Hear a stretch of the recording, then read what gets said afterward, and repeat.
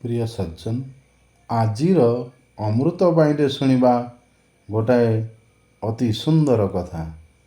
आज्ञा आपण मैंने समस्ते ज्ञात अच्छा जे वर्तमान चली पार्वणर समय। आज्ञा ये समय भितर गोटाए सुंदर घटना घटवाक जाऊँगी। घटनाटी है जे आसंता गुरुवार आज्ञा से दिन हूँ माँ दुर्गांकर दशमी पूजा एवं तेणे पड़ुची माँ लक्ष्मींकर पई सुदशा व्रत। जड़े हेले दुर्गति नाशिनी शक्ति प्रदायिनी माँ आउ जड़े हेले धन धान्य प्रदायिनी सौभाग्य प्रदायिनी माँ लक्ष्मी। आज्ञा दी जनकर पूजा कि शुभ समय। चिंता करंतु आज्ञा जदि केबे शुक्ल पक्ष दशमी तिथि हेइथिबो गुरुवार पड़िथिबो हेले सिना आज्ञा सुदशा व्रत हुए।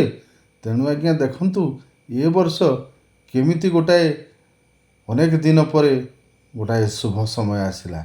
एका बेले माँ को पूजा करि परिबा।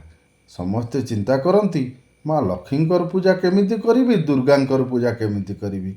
आज्ञा मने रखिथिबे लक्ष्मी जीए दुर्गा सीए सेथिरे द्विमत हबार नाही। कारण नारींकर भिन्न रूपटा लक्ष्मी, नारींकर भिन्न रूप दुर्गा, नारींकर भिन्न रूप सरस्वती, नारींकर भिन्न रूप पार्वती।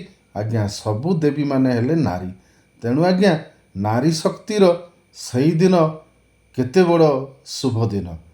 तेणु आज्ञा मने रखिथिबे माँ मानकु निवेदन आज्ञा केही लक्ष्मी पूजा करुछि बोली कि भाबिबे नाही।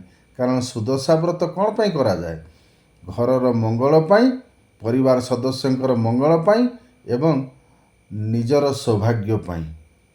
आउ दुर्गति नाशिनी माँ दुर्गा जेमिति समस्त को शक्ति प्रदान करिवे तेणु तांकु भूलिबे नाही।